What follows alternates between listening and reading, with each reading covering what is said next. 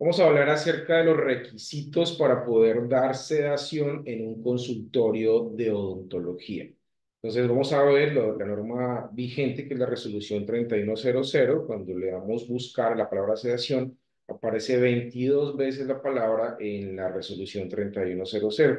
La primera vez que aparece es aquí en la página 61, ¿cierto? Y este requisito es del estándar de talento humano aplicable a todos los servicios, los estándares y criterios aplicables a todos los servicios.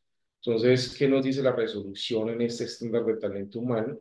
Que para poder ofrecer procedimientos bajo sedación, ¿cierto? En primer lugar, ¿cierto? Hay que definir que obviamente se está haciendo un procedimiento fuera de sala de cirugía porque es un consultorio odontológico, y se van a realizar procedimientos bajo sedación grado 1 y 2, ¿cierto? Que son como la sedación más superficial. Entonces, ¿qué se necesita? Se necesitan inicialmente estos tres requisitos. Entonces, en primer lugar, necesitas adicional al profesional de la salud que va a realizar el procedimiento. Es decir, el especialista, el odontólogo, va a realizar su procedimiento, pero adicional a ese especialista necesitas a un especialista en anestesiología, ¿cierto? O a un profesional de la medicina o a un profesional de odontología según aplique. Entonces, en este caso, pues, si es un procedimiento de odontología o una especialidad de odontología, podría ser un odontólogo, ¿cierto?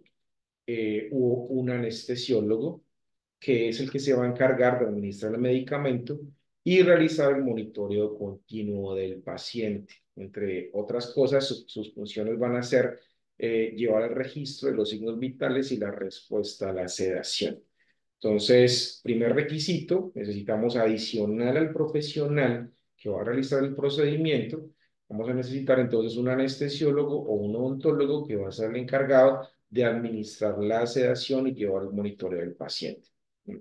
En segundo lugar, ¿cierto? Necesitamos que todos los profesionales, a excepción del profesional anestesiólogo, deben demostrar constancia de asistencia a un curso de formación continua en soporte vital básico y sedación. Entonces, si no es un anestesiólogo esta persona que está brindando la sedación, si es un odontólogo, por ejemplo, pues ese odontólogo tiene que tener un certificado que conste que hizo un curso de soporte vital básico y de sedación. Entonces, ahí son realmente dos cursos, uno en soporte vital básico y otro curso en sedación. Y el tercer requisito dice que para sedación con óxido nitroso en odontología, el profesional de la odontología cuenta con constancia de asistencia a las acciones de formación continua para el uso clínico y práctico de este gas. Entonces, repasemos los requisitos. En primer lugar, un profesional adicional que va a ser el encargado de administrar los medicamentos al paciente para la sedación y llevar el monitoreo continuo, entre otras cosas, el registro de signos vitales y la respuesta a la sedación. En segundo lugar, hay que tener unos cursos. Entonces, el segundo requisito nos dice curso de soporte vital básico y curso de sedación. Y si la sedación es con óxido nitroso para odontología, pues este curso de sedación tiene que tener estos temas dentro de la capacitación. Es un tema específico o un certificado específico en sedación con óxido nitroso para odontología.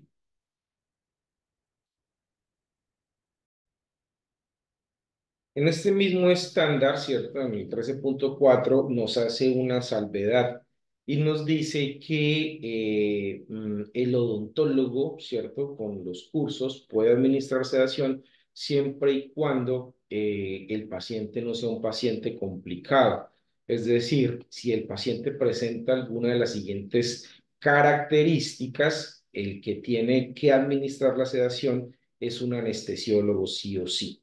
¿Qué características, cierto, son obligación para que el anestesiólogo se de la sedación? Entonces, en primer lugar, que sea un paciente poco colaborador, que sea una edad extrema, o sea, un niño o un anciano, que tenga una enfermedad severa como una enfermedad cardíaca severa, pulmonar severa, hepáticas, renales severas o del sistema nervioso central, o que tenga alguna alteración del grado de conciencia. Pacientes con obesidad mórbida, pacientes con apnea del sueño, pacientes embarazadas o pacientes que abusan del alcohol o de las drogas, pues obviamente todos estos pacientes van a tener que ser sedados sí o sí por un anestesiólogo y no se puede por un odontólogo con los cursos. Pacientes que tengan antecedentes de sedación fallida o que presentaron efectos adversos a algún medicamento utilizado en la sedación o por tener un elevado riesgo de desarrollar complicaciones relacionadas con la sedación o analgesia. Entonces, si el paciente presenta alguna de estas características, una enfermedad grave, si es obeso, si tiene alteración de grado de conciencia, si tiene antecedentes de eventos adversos durante la sedación, entonces esos pacientes tienen que ser sedados sí o sí por un anestesiólogo y no por un odontólogo con los cursos de sedación. Y ya pasamos a la referencia número 13 de 22, ¿cierto? De la resolución 3100 y estamos en la página 63 de la resolución. Y este requisito hace parte del estándar de infraestructura de los criterios que aplican a todos los servicios. ¿Qué nos dice este requisito? Que un prestador de servicios de salud que realice procedimientos bajo sedación fuera de salas de cirugía debe tener disponibilidad de área o ambiente para la recuperación de pacientes, que puede ser la misma área o ambiente donde se realiza el procedimiento, garantizando la privacidad del usuario. Es decir, un odontólogo puede hacer sedación si tiene por lo menos 2 unidades odontológicas, ¿cierto? O incluso si tiene una sola unidad odontológica, pero pues agenda el tiempo suficiente, incluyendo el tiempo de recuperación para el procedimiento que va a hacer bajo sedación, pues podría dar cumplir con este requisito de infraestructura sin problema. Entonces puede tener 2 unidades odontológicas, una para el procedimiento con sedación, de esa manera administran la sedación, terminan el procedimiento y dejan que el paciente se recupera y pueden seguir trabajando en la siguiente unidad odontológica, obvia que puede quedar incluso dentro del mismo consultorio, siempre y cuando pues haya de pronto una división, un biombo, algo que garantice la privacidad del usuario que está siendo sedado y que se está recuperando, ¿cierto? Si es otro consultorio aparte, pues muchísimo mejor, pero incluso si tiene una sola unidad odontológica, podría hacerlo siempre y cuando demuestre que se agendó y se apartó el tiempo suficiente para realizar el procedimiento bajo sedación y el tiempo para la recuperación del paciente posterior al mismo procedimiento que se realizó. Aquí ya estamos en la página 70 y estamos en el estándar de dotación aplicable a todos los servicios, o sea, de los criterios aplicables a todos los servicios. Y este requisito nos habla acerca de que los servicios de salud donde se realicen procedimientos bajo sedación fuera de sala de cirugía, ¿cierto? Deben contar con carro de paro. Entonces, fíjate, primero estábamos en el estándar de talento humano, ¿cierto? Había un requisito de sedación para resolver el talento humano, unos requisitos. Luego estábamos en el estándar de infraestructura y ahora estamos en el estándar de dotación. Y el estándar de dotación, ¿cierto? El requisito de dotación para poder brindar la sedación en un consultorio odontológico es que durante la sedación haya un carro de paro. ¿De quién es la responsabilidad de traer el carro de paro? De quien habilita el servicio. Si él verá si lo contrata con otro especialista y que sea el otro especialista el que traiga el carro de paro. Por ejemplo, hay servicios de anestesiólogos que tienen habilitada la modalidad extramural de la consulta y la atención de anestesiología y ellos llegan hasta el consultorio odontológico con todo lo necesario, incluyendo el carro de paro, para poder brindar la sedación durante el procedimiento odontológico. Eso es completamente válido. Lo importante es que durante la sedación se cuente con el carro de paro. Llegamos al estándar de procesos prioritarios en la página 75 Y la resolución nos dice que tenemos que documentar unos procedimientos y tener unos registros, ¿cierto? Para poder cumplir con el requisito de procesos prioritarios para sedación. Entonces, ¿qué protocolos y qué registros necesitamos? Entonces, primero, pues un protocolo, ¿cierto? Para realizar la sedación, el protocolo de sedación durante los procedimientos de la consulta odontológica o de la consulta especializada, así se debe llamar el procedimiento, ¿cierto? En ese procedimiento, pues se debe definir la atención por el profesional, ¿cierto? Debe decir que, pues, quién va a brindar la sedación y tiene que definirse también que para los pacientes que se identifiquen riesgos, pues la sedación va a ser dada por un especialista en anestesiología. Eso debe decirlo el procedimiento. Tiene que tener de pronto un tema sobre cómo se van a manejar las emergencias que se lleguen a presentar, los riesgos que se lleguen a presentar durante la sedación, cómo se van a gestionar.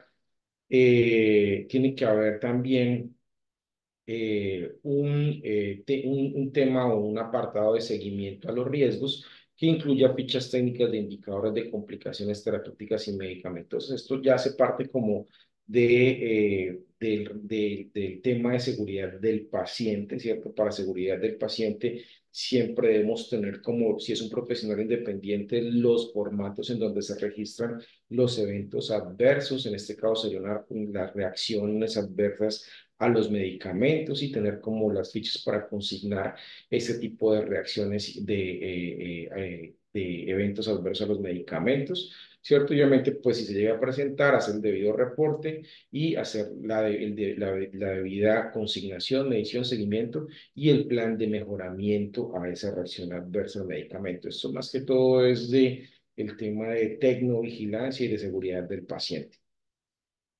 Luego nos dice que tenemos que tener una lista de chequeo que debe estar consignada en la historia clínica del paciente. Más que una lista de chequeo, lo que se requiere es que en la historia clínica quede consignado, ¿cierto? Cómo es la vía aérea del paciente que se va a sedar, cuánto tiempo de ayuno tiene el paciente que se va a sedar, que se lleve el registro del monitoreo del nivel de conciencia, ¿cierto? Es decir, por horas empezó con tal nivel de conciencia, se sedó y quedó en tal nivel de conciencia y así durante el tiempo que dure la sedación.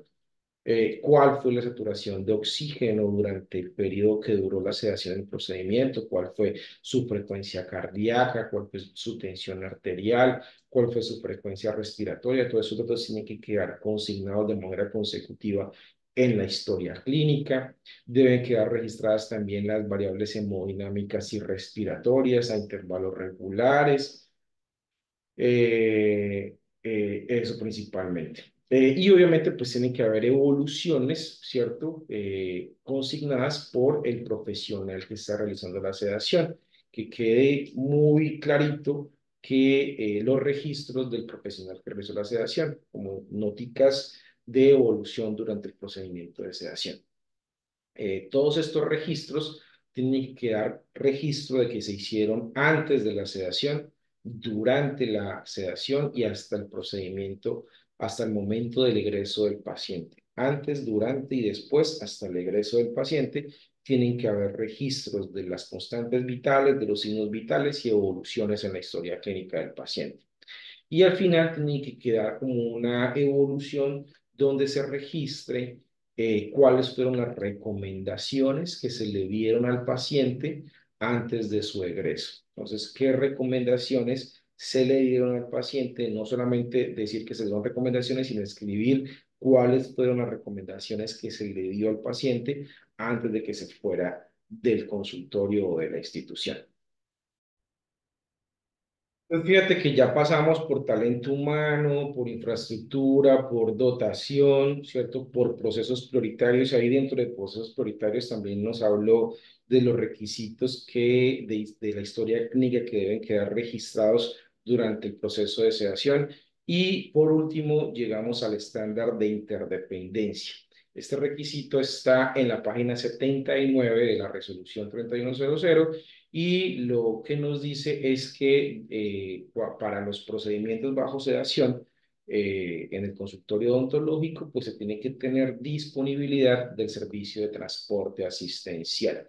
¿Qué significa disponibilidad? Que tiene que tener un contrato con una IPS que preste el servicio de ambulancia básica y medicalizada. Entonces debe mediar un contrato, un convenio de ayuda interinstitucional, un contrato en donde el otro prestador garantice que si llega a pasar algo durante el procedimiento, pues va a llegar rápidamente a recoger el paciente si es necesario remitirlo a una institución de mayor complejidad o a un servicio de urgencias. Y esos son todos los requisitos que se necesitan implementar y cumplir para poder prestar el servicio o el procedimientos odontológicos bajo sedación.